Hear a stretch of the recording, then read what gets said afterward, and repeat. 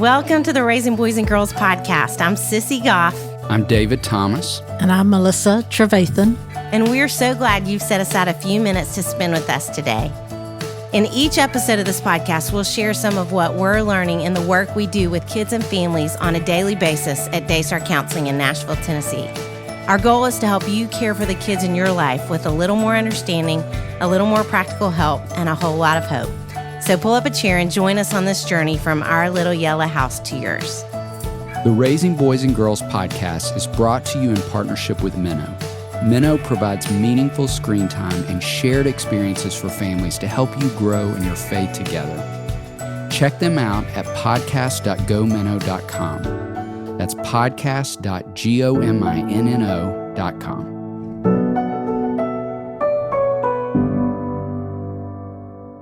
Melanie Shankle and Sophie Hudson, also known as Big Mama and Boo Mama, are hosts of the Big Boo Cast podcast, where they talk about all the important stuff of life: faith, family, friends, football, fashion, and food. Plus, of course, their hair. These incredible women and seasoned moms are also writers and speakers who bring joy and laughter wherever they go. We are so excited to get to talk to the two of you today. And how long ago did we ask you to do this? Like 18 months ago, because we were just so bursting at the seams to talk to you. It's been a Like we long did. time. Yeah, Me I too. think I was trying to think. It was maybe before summer even. I think it was. Yes, I feel Yeah. like it was. The first time we met y'all was at a Dot Mom, and y'all were the MCs. Yes. Hilarious. Hilarious. And that was Always. like, what, probably 15 years ago? I mean, that was probably 12 years ago. Mhm. I mean, it was a while ago. Yeah. Yeah. It Long doesn't time. feel like it was. Well, the but- pandemic counts yeah. for 3 years, so maybe it was, yeah, yes. And I will never forget, we were walking by y'all. This is such a random memory, but we were walking by y'all at the end of the day, that first time we met y'all, and y'all were signing books and had all these masses of people around you. And David, you got down on one knee and were like raising your hands to praise them. And I was like, that's how I feel too. We loved you from the get-go. Yes, we have. We just have thought the world of y'all forever. Well, we loved y'all from the get-go. So- I know. Well, your voices were definitely two that we wanted to have on this podcast. And we were like, really, we could talk about anything and they would be amazing and have so much wisdom and be hilarious and a blast. So anything's a win when you get Sophie and Melanie. Thanks, Sissy. So we're just so happy to talk to y'all. And we've got a lot of questions. You know, we're talking about modern parents' vintage values, and y'all are probably younger than us, but David and I at least are feeling really vintage here I lately. don't think that we are younger than y'all. Yeah. I don't think we are. No. My husband said the other day, he just turned 51, and he's like, I'm going to tell you, it all really goes downhill at 51. He's like, getting out of bed in the morning feels different at 51. So we appreciate vintage. Yes. I saw a little thing on Instagram about, remember when medicine tasted like candy? And they talked about Dimetap. Do y'all remember Dimetap? Oh, yeah. Great Y'all ever take Dimetap. that? No. I faked many a cold to get Dimetap. Me too. It's I think it's part of why purple's still my favorite color. Your mom did not give you Dimetap. No. I do remember Luden's cough drops. Well, yes. They were in the Yes. picture too. Yeah. Yes. And we all had a Yes. cough often in class to get those out. Get those out of that little box. Yeah. I think Dimetap trumped Luden's. Wow. No, I'm going to go with Luden's because the Luden's was a way. You couldn't just sit in class and drink Dimetap, That's true. but you could sit in class and pop a Luden's, and it was totally pop fun. That is Yeah. true. You're right. Yeah, the Ricola, or however you say it, are not quite Oh, Luden's. no. Just They're- don't have the no. same. No, they're not candy. No. No. Well, building from there, you two, and thinking about modern parents' vintage values, what would you both say is one vintage value you think kids struggle with today? And how do you think we could help them with it? I don't know about Melanie. She may have a different thing. I think sometimes compassion is tough for kids. And it not because they're so hard-hearted, because things move so quickly. So I think we don't sit in things for a long time necessarily with other people, whether that's something that we see that's happened in the world or something that even happens right around where we are. We just don't sit in those things because there's always something new and big in the next 4 hours, in the next 24 hours. And so sometimes I think it's difficult to show kids what it's like to really bear with people for the long haul and to be compassionate for the long haul. I've never thought about that. That is so true. It is. I mean, just even how fast the news cycle, when tragedies happen, we just move on to the next thing. That's so true. Yeah. And I think mine would be, and Sophie, this is not going to come as a shock to you, but I think it's taking ownership of your actions, kind of taking responsibility for yourself and your actions. I think we've created a victim mentality for a lot of kids where nothing's ever their fault. And I think it comes out of like some parenting guilt where we want to make them feel better. And so we're like, it's fine. It's not, it's not your fault. But sometimes it is their fault. You know what I mean? Like sometimes if you want this thing, you have to work hard for it. And I feel like parents in the 70s, they never bought into that. Like probably because they never listened to us enough to like process it. They're like, you're fine. You're totally fine. But I think now we want to make everything so good for our kids that sometimes we don't let them feel maybe the consequences of their actions for a while.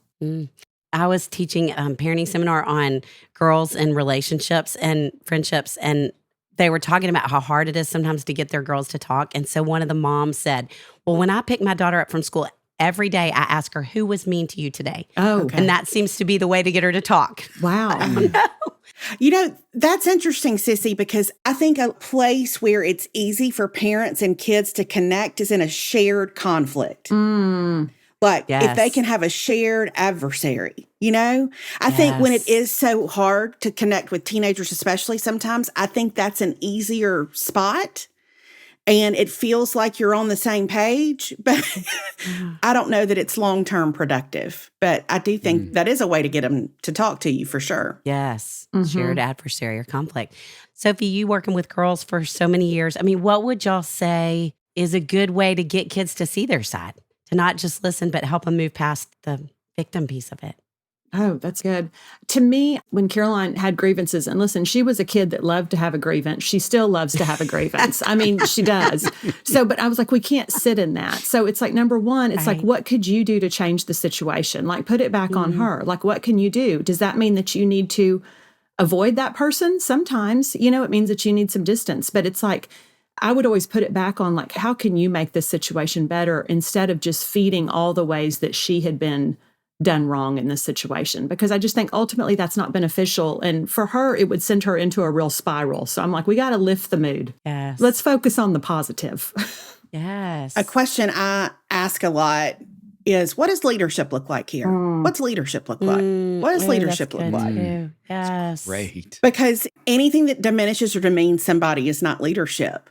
So sometimes that'll shift the tone of something if we can turn it back to that. I think especially with a teenage boy who tends to think everything is funny, even when it's not funny, You might have one of those in your life. Which that's a whole thing, I think, to realize, like, you haven't done anything wrong if they think the wrong things are funny. It's just, you do have to constantly steer them back to, what does leadership look like? What is leadership like? How do we move forward in this in a healthy way? And I think, that's going to be different with different personalities. And so Melanie has parented this hard charging 8. I have this really gregarious 7 who is always up for the next fun thing. But in all their different personalities, any kid has the capacity to lead. So how do we get there? It's true. Yes. And what a great reminder to help them move out of that. Okay, what are y'all on the Enneagram? I don't know that I know that. We're both 9s. We are both. You are? Just hard 9s, Sissy. Wow. No wonder we like you I both know. so much. I want to be a 9. I know. Me too. That's awesome. What are y'all? Ugh. We're both 1s. Okay. And though you're our next door neighbor is 9s, it's like traveling across the globe, isn't it? Me getting to 9 is like boarding a plane to get to the other side of Europe. It is. We were on a plane talking about this last week, and I said, David, do you feel like as you're getting older, you're moving any more towards a 9? I mean, we were both talking about it with such hope. Like, surely we can get closer to being 9s. So you're our maybe heroes. just being around the two of them more. Yes. Okay. It'll rub off on us. Listen, we could both use a little 1. I will say we could use a little 1. No. We could. A little, but not a lot. Y'all wouldn't be nearly as productive as you are if you were embracing all your 9ness. Let me tell you. Let me promise you that. But isn't that funny that we both ended up in a partnership with our same type? Like that the two 1s found each other, the two 9s found each other? Yeah. That is fascinating. Uh-huh. Wow. Yeah. Yes, we laugh a lot and say you would be scared to see us moving through the airport together. We're just like, boom. We're so fast. Like Moses parting the Red Sea. Like it's just a lot of people moving out of the way because we're moving so fast. Terrible. That's so good. I know. Okay, I have another real question for you. So what would y'all say is one of the issues you think is harder about being a parent today that's different from when your parents raised you? Oh, I would say 100% social media. I think the phones and the social media, and mine's in college now, so it's not my problem anymore. But it's, I mean, it could be, but thankfully, but I think that's such a hard aspect of parenting to manage because you're having to monitor what they see, what they're sending, what they're recording, it's a whole thing that our parents didn't have to think about. Mm-hmm. So true. And I think for girls especially, I think it's the instant time knowing that you're being left out of something. I think it's the perception of yourself and how you look compared to how others look. And there's all those like little funny memes about like what we looked at like at 13 versus what girls look like now at 13, but it's kind of real. Yes. And you're like, that's It not is reality. real. So I think that's a really hard thing to have to manage. I think that's hard on the parenting side too, because I think one thing my parents never, I don't think for 1 second felt like they had to do with me was to manage my reputation in any way. And I think because there's a perception that people are always watching your kids, they can see everything, they can see what they do on social media. There's this perception as a parent that you're not just a parent, but you're a manager, right? You're cultivating these artfully curated experiences for your kids so that in the end, they have a life and they have a resume and they have a reputation that tees them up, which is way more than is even reasonable to do as a parent. That sounds exhausting just to hear you say it. Right. But I think there's a perception. And so I think like my parents were so happy for me to fail. I don't think we're as willing now to let our kids fail. And like we all know, that's where all the best lessons are. Yes. So I think there's a point in parenting now where you really have to consciously, like you have to lay it down, and not play that game of trying to manage or curate, or I think the phrase people used for a long time was engineer your kid's life. Yes. Yes. And from early on, pre-social media, it starts so early. Yes. Y'all, I love your perspective. I'm so excited that y'all are here. Me too. Yes. It's just so good for parents to hear, especially young parents that feel stuck in that race right now. Yeah. Well, and we dipped back for a moment into the 70s and 80s, that familiar space for the four of us. What is something from your childhood that you'd love to bring back today? Oh, gosh. I don't know that anything I think of would necessarily be wise to bring back. Melanie and I talk about it all the time. We grew up sliding around on the back seats of cars because nobody, like seatbelts are good. We should be happy for that. I never had a bike helmet. Yeah. I say all the time, I used to go to my friend's house. She lived like 4 miles away. I'd ride my bike. I had to cross the highway on my bike. Wow. My parents were not a bit worried about me. I think there was a kind of a carefree thing of letting kids be kids. I'm not knocking travel sports. I'm just saying like there was none of that. Your life just happened kind of at your house and at your friends' houses. There was a simplicity to that I think was enjoyable. Yeah. I think that's what I was going to say is like, I miss like what I always hated for Caroline. And we live in a different kind of neighborhood anyway. But, when I grew up, we lived on a street with a cul-de-sac. And it was that thing of like, you were out the door by 8 a.m. and you didn't see your parents again until 6 o'clock at night when it was getting dark and they were screaming at you to come in. And it was just a gang of kids and you would run and play and hide and seek and, do whatever. But I think that gave us, it's funny because you can go, well, it was kind of a carefree, different style of parenting and it was a different time, but it was also that thing of, I think it gave us skills like how to manage conflict and whatever, because we weren't around our parents. So we didn't have our moms to come to our rescue and be like, here, let's get you out of this conflict. I mean, you would have a whole 3-part drama with your friends by the end of the day and be fine by the time you ate dinner because you'd figured it all out. And so I think the screens, it's funny because I think Caroline was right at that cusp because I think she was 5 when I got my first iPhone. But I think the kids now have never known a world without all of that. And I think we could all use some more time outside. Yes. Yes. I was talking to a mom about that yesterday she was saying, I just don't know the balance because my parents, same thing, like had no idea what I was doing. They weren't involved in all the different crises that came up in my life. And she said, and I definitely want to be involved and I want to know, but at the same time, I can overdo it and I can overparent in that. And what we were talking about is when they let us go, it was always implying that we were capable of going. And it's not doing that today sometimes when we're over-involved. Yeah. Okay, so let's talk about a specific thing, just because it's fun to talk to you all about the 70s and 80s. What is something you loved when you were a kid? A band, a book, a toy? I mean, anything that was kind of your favorite old school thing. Oh. Soph, do you want to go first? I thought of two things right off the bat. I loved the Nancy Drew mysteries. Oh, my goodness. The nights I stayed up. Again, my parents didn't know if I was sleeping or not. I started probably when I was 8 or 9, staying up way into the night reading. And I don't know if y'all know this about me, but I'm the youngest by 10 and 14 years. My brother's 10 years older than I am. My sister's 14 years older than I am. So my parents were real tired. And maybe just a tiny bit over it. So I would stay up reading Nancy Drew books. I loved them so much. And then the other thing, the first real music thing I remember being completely obsessed with was Rick Springfield. I thought Rick Springfield Jesse's was girl. Fantastic. Because he was fantastic. That's why you thought that, because he was.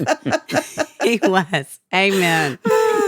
I think mine would be, books. This is going to be really specific, but there was a book called Mandy, and it was by Julie Andrews, and it just captured my imagination like no other book. Like when I was a kid, I bet I read it over and over again. Julie Andrews, like Mary Poppins Julie Andrews? Yes. She's my favorite. I don't know how I missed that. Oh my gosh. And I was a kid when I read it, but it's about a young girl who's in an orphanage, but she kind of finds this secret, it's like a secret garden, but it's not secret garden. And I loved it. Oh, I need to find that. Yeah. And it's old. You have to I have a copy because I got it for Caroline and she didn't like it nearly as much as I did, but it was magical for me. Aww. The Raising Boys and Girls podcast is brought to you in partnership with Minnow. Did you know that Minnow has an award-winning children's Bible? Written by VeggieTales creator Phil Vischer, the Minnow Laugh and Grow Bible for Kids is more than a children's Bible storybook.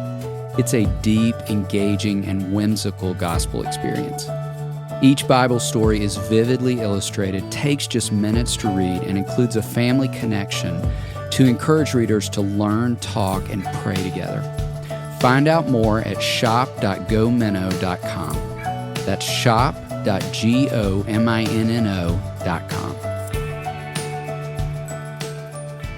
Okay, I have to say, when you first said Mandy, I thought about Barry Manilow. Oh, well, and that too. I mean, sure. Then there's that, right? Yeah. And then I think I miss what Netflix has taken away from us. What I loved as a child was Tuesday night starting at 7:00. It was Happy Days, Laverne and Shirley, Three's Company. And if my parents weren't paying attention, Taxi. And then I got to stay up till 9. It was...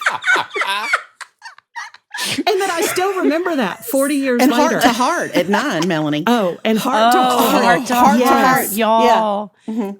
Y'all are speaking our language. Yes. And then Friday night was Dukes of Hazzard, Love Boat. And then again, if my parents weren't paying attention, Fantasy Island, which was highly inappropriate.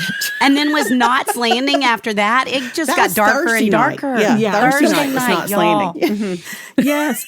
The fact that I can remember, because my parents were divorced, and I remember that we would go over to my dad's parents' house on Friday nights when it was his weekend, because we would stay there, and that we would all watch Dallas together as a family. Oh. And you're like, that was not appropriate for me to be watching at 8 years old, but I loved it. I was just as invested in who shot JR and what was going on. But Sure. It was a different time. It was a different time. Yes. It really was. And because there was no binging, we had to wait to see who shot JR, didn't we? It was terrible. Yeah. Which that's a whole other thing, isn't Yes. it? There's no delayed gratification anymore, really. Yes. Mm-hmm. Right. I mean, there is, but not nearly like what we experienced and like having to wait a week for a new episode of a TV show. Mm-hmm. Just watch them all at once now. We're so off track. But we had some T-shirts for our last fundraiser at Daystar that were super 70s looking. Of course, the person who created them was probably born in 2000. But every time somebody walked by in one, I thought,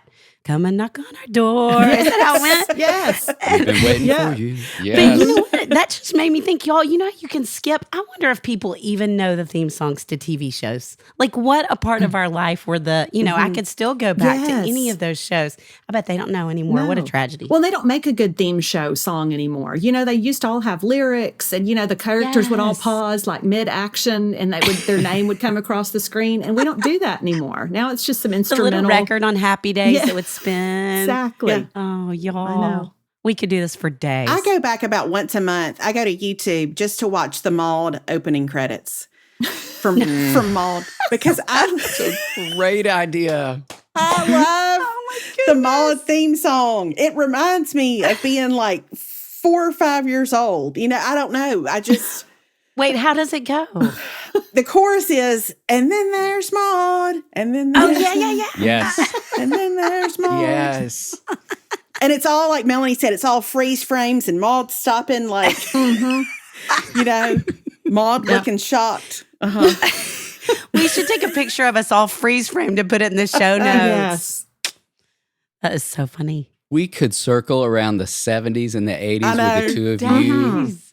for years. So fun. So much goodness. Oh, it makes me miss it. I know. And Sophie, I was thinking, if your parents were that tired, you caught all of Knots Landing and Heart to Heart, didn't you? 100% I did. Yes. 100%. Good for you. Good for you.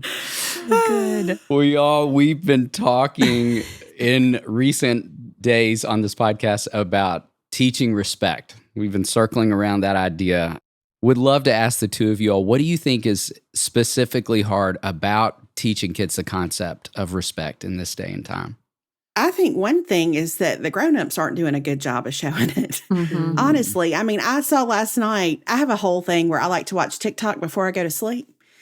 And as I was scrolling through TikTok, there were 3 or 4 videos that people had posted of like neighbors screaming at neighbors or somebody screaming at somebody on a plane and listen, we've all collectively been through a lot over the last little while, but I don't know that we value it on the level maybe that we did when we were all growing up. And I think we all feel real entitled to our opinions and to expressing our opinions. So I think when kids see over and over and over again, adults who are disrespectful in their schools or disrespectful in their churches or disrespectful at the grocery store or wherever, I think that's implied permission that that's an okay way to act. Yeah. That's a great way to say that. I think that's Yeah. good. I read a book when Caroline was little, and I wish I could remember who it was by, but it was talking about how starting in like the late 70s that we focused so much on raising kids we were so focused on their self-esteem and we didn't teach them self-respect.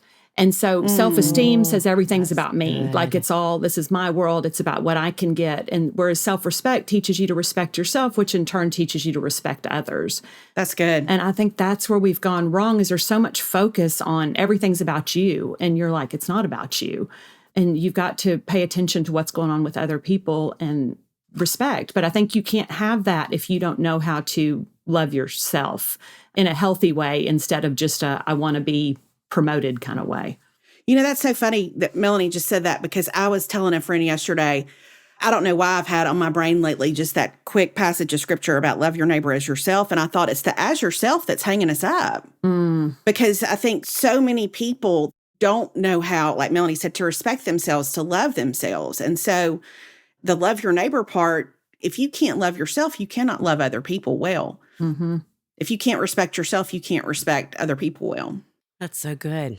Yeah. Well, along the lines of respect or anything else y'all would want to contribute, what are some things in each of your parenting that you would say have worked well and some things maybe that didn't work as well that you would want to share that you feel like parents could learn from? Well, sharing the book Mandy did not work well. It didn't really work out. But we really raised Caroline, I think we raised her to respect herself and to respect others. Our parenting philosophy was always we said yes to everything that we could. And we chose our no's to be like the hills we were going to die on. So she felt like she always got more yeses than nos.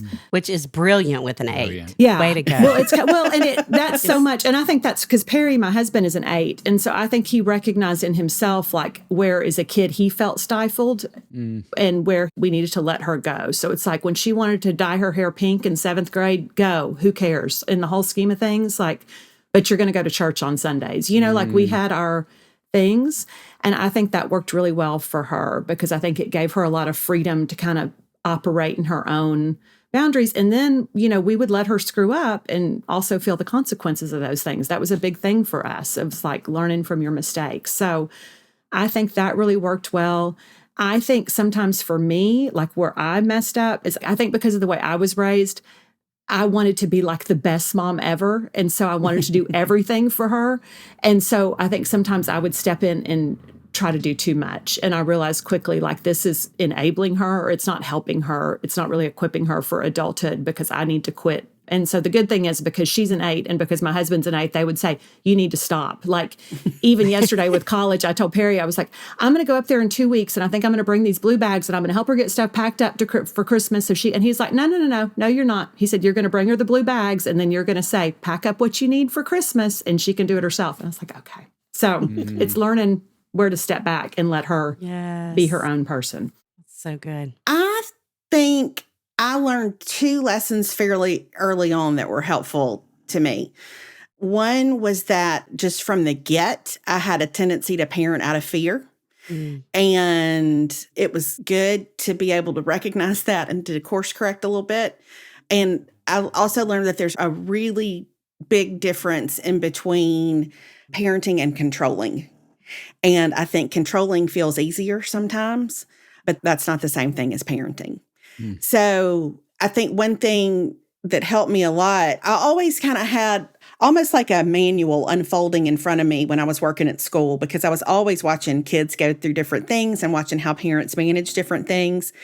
And the things that resonated with me over and over and over again were places where there was just bottomless grace for kids, but also understanding that consequences are grace. Just the balance of that can feel tricky sometimes, but I think just to move in grace. And if I'm not operating from a place that's loving, it's the wrong time to act. It's the wrong time to decide. It's the wrong time to advise. It's the wrong time to try to correct something. I feel like so much of parenting has exposed my own junk.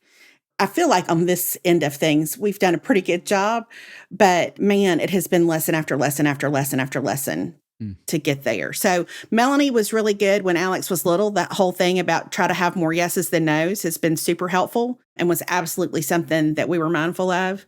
But I feel like in so many ways, I'm still a work in progress as far as being a mama. Right there with you. That is so good. You all, just listening, the two of you, I love the wisdom and perspective you all bring to it, just from having been in the journey of parenting as long as you have, and as you were sharing, working with a lot of students. And I'd love to ask you both, just if you could each give parents 1 or 2 words of encouragement for the journey, what would you say? I think I would say, hold on. It's a marathon. It's not a sprint. I look back at Caroline. I mean, she's 18 now, and I think we've had really, really good seasons where I can get lulled into this false sense of I'm killing this parenting thing. Like I'm clearly doing such a phenomenal job, to seasons of like I'm a total failure and she's going to end up, all screwed up because of what I've done. And I think it's just, remember, you're playing the long game. And so many times I think, and when I look at Caroline at this age, and like she is, and I have to say, and I know I'm her mom, but like she is a phenomenal 18-year-old. Like I could not be more proud of who she is and who she's become. But I look at all the hard things she had to go through to get to that point. And I think so many times you want to fix that stuff, but you have to remember that you're trying to raise a fully functioning adult, not give immediate gratification to a 7th grader. And so you've got to remember to play the long game. Yeah. And hold on and pray a lot. Pray a lot. That's a great thing. I think I would say don't be afraid. Yes. Don't be afraid. I think that there's a tendency, especially, I see this more with moms. I don't know if this is true for dads. David could speak to that. But I think it feels sometimes like it's easier when they're small because they don't have autonomy when they're small. And you're making so many of those decisions for them. But man, it is such a blast to watch them start to take ownership over their decisions, over their relationships, over their school, whatever, over whatever their favorite extracurricular thing is. Like, it is so fun to see them learn to lean into that stuff and work hard at that stuff. And I would say that it gets exponentially more fun every year. That does not mean it's easy, but don't be afraid of what's ahead. It's going to get better and better and better. And Melanie has said sometimes, like, if you're worried, if you're being a good mom or a good dad, you probably are, because you're concerned about it and you're thinking long-term about that thing. So don't be afraid of what's ahead. It's going to be a blast. Yeah. Even when it's hard, there's going to be good stuff on the other side of that. Y'all, that is so good. Oh, I really could sit and listen to y'all for days. And I keep thinking, well, they should have a podcast or write books. So thinking, y'all have done so many amazing things and shared so much truth and wisdom, and you do regularly. So we definitely want anybody, which I can't even imagine there's anyone who listens to us that hasn't read and heard of y'all, but we would love, just if there's one person out there who hasn't, will y'all tell them kind of a project you're working on now and where they can find you? So I'm not really working on a project right now. Good for you. I would say On the Bright Side is my latest book. It came out right before the pandemic hit. So that was a great time for a book to release. That was a great marketing plan to have a book called On the Bright Side that comes out before a worldwide pandemic. But it's kind of focusing on that there's always a bright side, no matter what we're going through. Which we sure need right now. We all need the bright side. We Yes. do. And then I have just because I feel like I get asked about this all the time, I have a devotional called Fearless Faith that I wrote that's really for girls like 8 to probably upper end 13, maybe as young as 7, but in that range. So those are kind of my two things that I will mention. Y'all, if you came in my office, I have both of your books for girls sitting on a stack in my office. Oh, I share them with girls all the time. thanks, Sissy. Yes. Like Melanie, I'm not currently working on anything either, but I had a book come out at the end of the summer called Grace Upon Grace, which is a devotional book that I wrote with older teenage girls in mind, but it kind of works for any age. It's not just for them, but I would say one of the things that came out of, I spent 7 years working as Dean of Women at a school here in Birmingham. And out of that came 2 devotional books for teenage girls. So that's my latest thing, is Grace Upon Grace. And I don't know, we'll see what's next. If y'all have any ideas, let me know. Yes. We could send you a lot of ideas because Really. we'd love to hear both of your voices more and books and all the things. Yes. And what we're hoping can happen either in your next trip to Nashville or our next trip to your cities is that we'd share a meal together. Would love it. Yep. And if we could take the 2 of you to dinner, we would likely land in some space with tacos. It's a personal favorite of ours. Sure. And we love to know your favorite. My personal favorite taco is a puffy beef taco Ooh. because I live in San Antonio, kind of to me, the home of Mexican food. Yes. It is. And so that is where you deep fry a tortilla until it puffs up, and then you fill it with taco meat and lettuce and cheese, hot sauce, and it's just my favorite. Yeah. So the puffy taco, because it's extra greasy, so I like to add a little bit more grease to a taco. You got to go big. You got to go big or go home on that deal. You got to go big. I tend to like a shrimp taco, I think, is one of my favorites. And I like some kind of like spicy crema sauce situation on there. That seems to be Yes. my favorite. And I like a hard shell over a soft shell. I'm not big on soft shell tacos. I like the crunch. Have you had the puffy one with Melanie ever? I don't think I have had a puffy taco with Melanie, but I have heard Melanie speak fondly of puffy tacos for many years. They're really For good. many years. Oh, y'all are so fun. Thank Yes. you so much for spending time with us. I mean, seriously, we have been looking forward to it for so long. So and it long. just, y'all are so refreshing and delightful and have so much wisdom. And I might go listen to your podcast for the rest of the day just so I feel like I can hang out with y'all longer. Well, thank y'all for having us. We always love being with y'all. I Wish know, we got we to see loved you it. more. Yeah, I know. Us You too. too. Can we figure something? Yes, tacos soon. Next time y'all are in Nashville, yes, Yes. tacos soon. Tacos soon. Please. Please. Y'all are the best. Thank you. Thanks, guys. Thanks, y'all. The Raising Boys and Girls podcast is brought to you in partnership with Minnow. Minnow helps you make screen time meaningful for your family with shows kids love and values parents trust. Check them out at podcast.gominno.com. That's podcast.gominno.com. It's our joy to bring the experience and insight we gain through our work beyond the walls of the Daystar House. Join us next time for more help and hope as you continue your journey of raising boys and girls.